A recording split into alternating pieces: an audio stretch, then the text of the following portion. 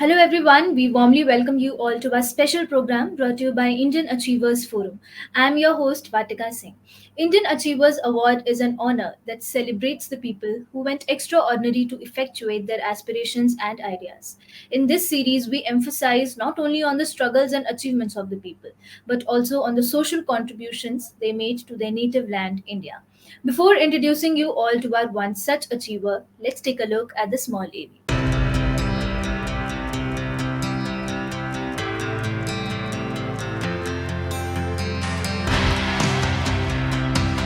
Indian Achievers Forum is driven by a full-fledged advisory board. The board consists of experienced personalities who have excelled in their respective careers. Together, the forum organizes conferences, events, workshops, exhibitions, trade shows, and B2B initiatives in India as well as abroad. Where there is passion, there is achievement. And where there is achievement, there is Indian Achievers Forum.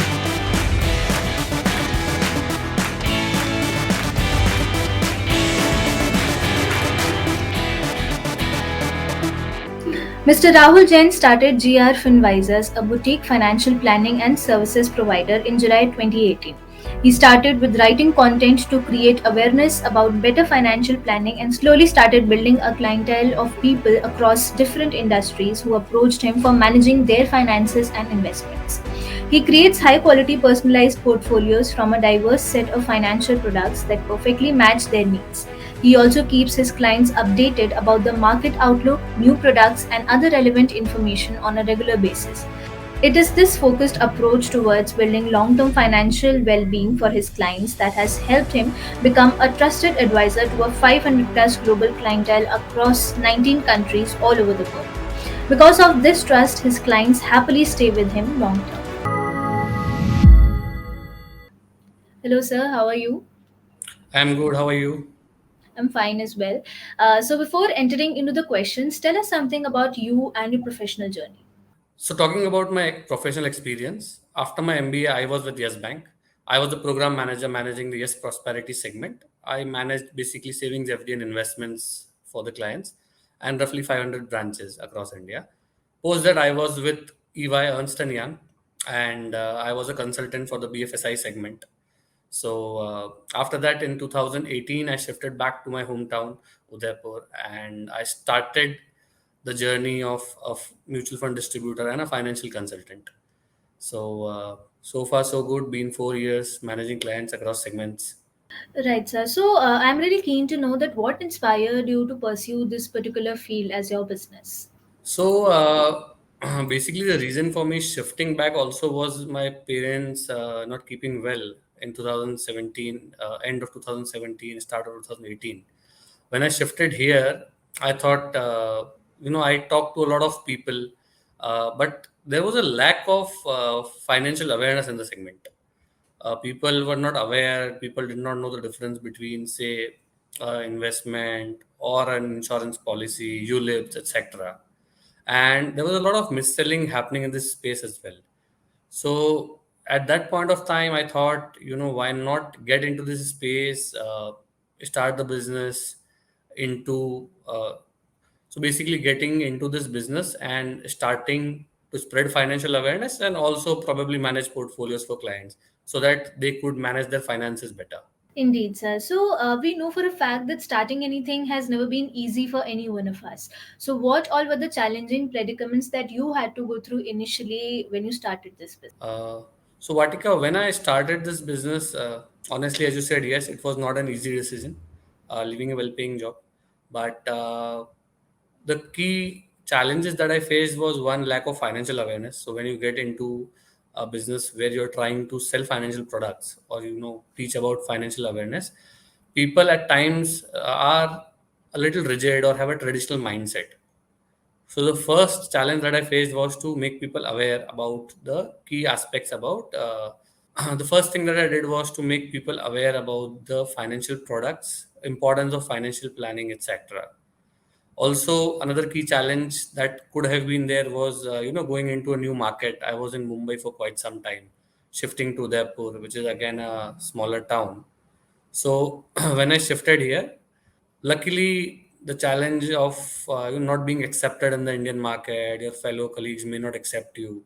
That was a fear that I had.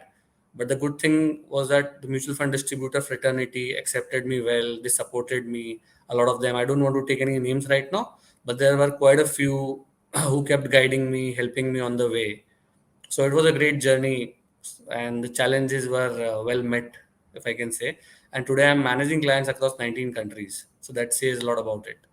Right, sir. So, moving ahead, tell us in detail about the product and services with which you are catering to your clients, and how are you different from the others in the industry? Okay, so what I'm currently doing is I help people with financial planning, goal planning, and I also deal in products such as mutual funds, insurance, NCDs, MLDs, corporate FDs, PMS, AIF, even peer-to-peer lending, etc. So I'm offering multiple products and services. I don't deal in stocks because when people think about stocks, they think about trading generally. There are very few who actually think about investing in the stock market space. So that is one. Also, how am I different? Probably not a lot of people do financial planning in this segment, on the mutual fund distribution segment or a distribution space. So I help people, align their investments first with their goals, do a proper financial planning, do asset allocation. After asset allocation, identify if what are the current investments, and then probably plan the investments accordingly. Also, another key aspect that I bring in is with my past experience, I can also help people through other not only the investment space, maybe the other segments, because of the larger network. So this actually helps people. The last thing that is different is I also try to spread financial literacy through videos, and I also share a lot of updates with my clients, which help them make informed decisions about investing and their personal finances space. Right, sir. And awareness plays an integral role in any business. So, moving ahead, how were you able to manage to grow your business so quickly, especially with clients abroad? As you pointed out about the clients abroad, I have clients in around 19 countries today, and most of them have been through references. So the first thing that when I started this business was very clear, was to be ethical and not focus on personal returns, but clients' investment portfolios. The first thing when I started this business was to be ethical and focus on the client's investment returns. That is what the client looks at, and also be upfront about the risks and challenges that come along with each asset class. So when you invest in equities, there is a market risk involved. So I tell it to the client upfront that don't have unreasonable expectations. Plan your investments and invest accordingly. Also, a thing that really helped me was digital presence. So when I started, I focused on being digital, even for clients in the local hometown, Udaipur, or clients abroad. And that really helped me leaps and bounds in growing my business. Because when COVID came for a couple of years, digital was the way to go. But having that first mover advantage or early moving advantage to the digital platform actually helped me, generate more business than counterparts who were focusing on offline models earlier. So, what are your future plans with respect to the organization? Future plans for me right now would be first to continue spreading financial literacy across the masses. When you spread financial literacy, people become financially literate. Today we have only 3% of the investors investing in the mutual fund market in India, whereas the same number is around 30% in the US, more than 30% actually. Also, the mutual fund AUM today is roughly 15% of Indian GDP, while the same number is roughly 140% of GDP in the US. So, when to grow the business, obviously you need to make people financially literate and aware. And another future plan is to extend my business, say, into 100 countries from the 19 countries today. So, probably creating a brand and spreading financial awareness side by side. Right, sir. So, moving ahead, you must be knowing about the Atmanirbhar Bharat campaign prevailing in India right now. So, what are your views on this campaign, and how is your organization working towards it? So, Atmanirbhar Bharat mission is a great initiative by the government. If we see today, the global economies are melting down, they're going down. US has fallen, Europe is on the brink of a recession. There are energy crises everywhere.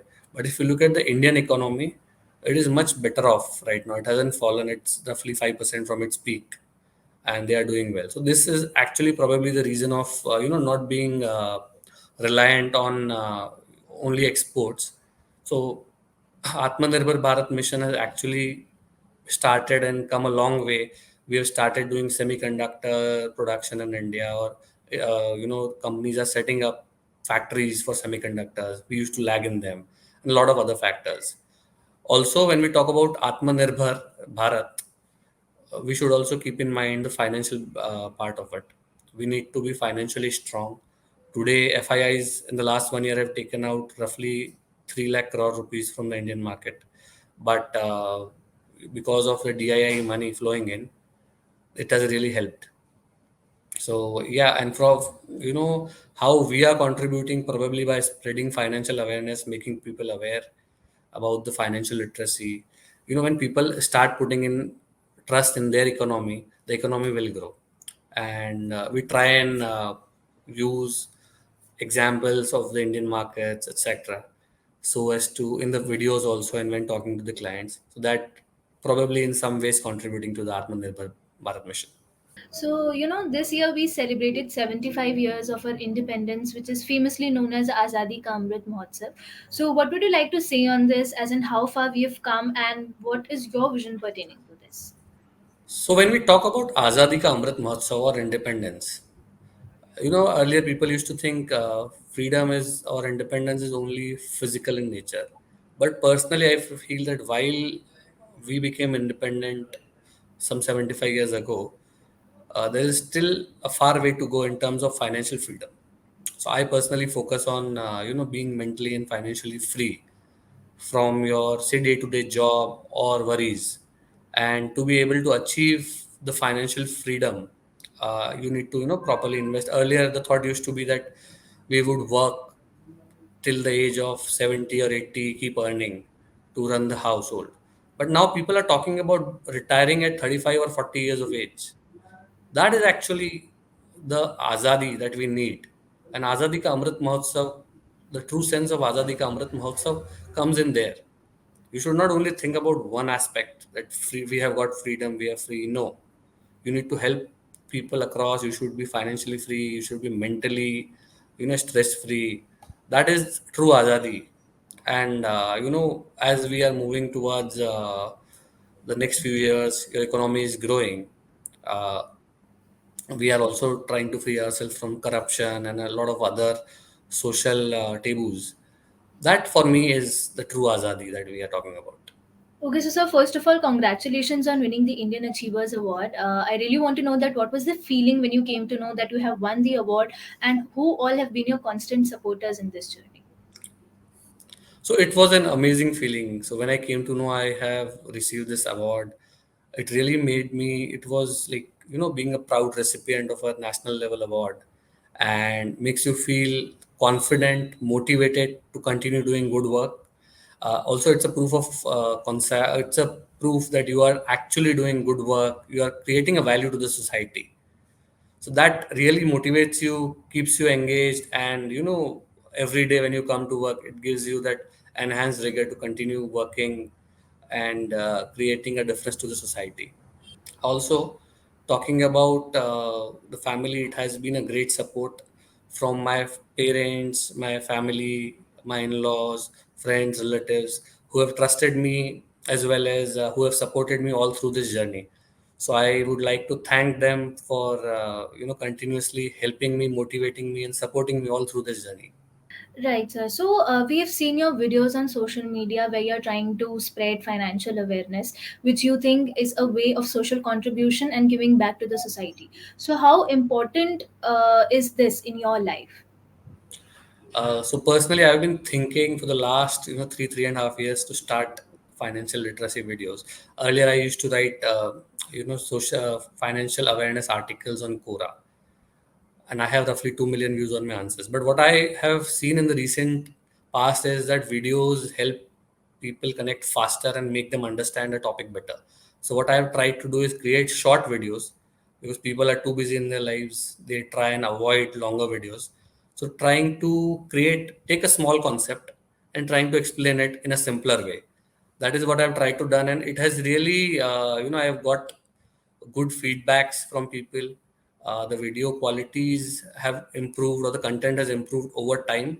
What I intend to do going forward is, keep contributing or giving back to the society in this way, so that the people who are from non-finance background or who do not understand these topics, try to explain them in simple words, the nuances of finance, the nuances of investing, or the key aspects of investing, like financial planning, or say how to invest in the mutual fund, the stock market, how to create a portfolio, creating goals, investing through goals, asset allocation, etc.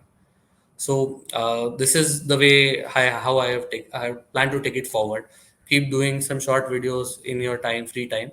Also, not interfering with your regular day-to-day work, but probably whenever you get time, create a video and spread the financial awareness or financial literacy to the masses. Right, sir. So, in the end, IF is followed not only by mainstream organizations, but also those young minds who aspire to be like our achievers someday. So, what is that one message you'd like to give to the budding entrepreneurs? So for the young entrepreneurs or upcoming entrepreneurs, the one suggestion that would be is trust yourself and take the leap. However, keep in mind that you also need to take into confidence your family members or your responsibilities, because you can't just decide overnight that I want to start something and I'm quitting my job. You need to plan it properly. Also, there is a saying, try until you succeed. Of course, you should do that, but also keep a timeline in place. If you have people dependent on you, or if you have responsibilities in life, keep a timeline that this is when I want to be able to achieve a success in my business. If you can't do that, you should always have a plan B, and it should always be bounced off with your family. But remember, family support is the key, both financially and emotionally. If they are not with you, it will be very tough to succeed. So keep them into confidence, and I'm sure you will do great work. So best of luck to all the new entrepreneurs who are planning to get into this journey, and may you succeed with flying colors. And that, I must say, is a great piece of advice. Thank you so much for joining with us today. It was a pleasure talking to you, and we hope that you continue to inspire people of all ages forever. Thank you so much, Thank sir. you, Atika. Thank you for having me here, and it was great talking to you. Thank you.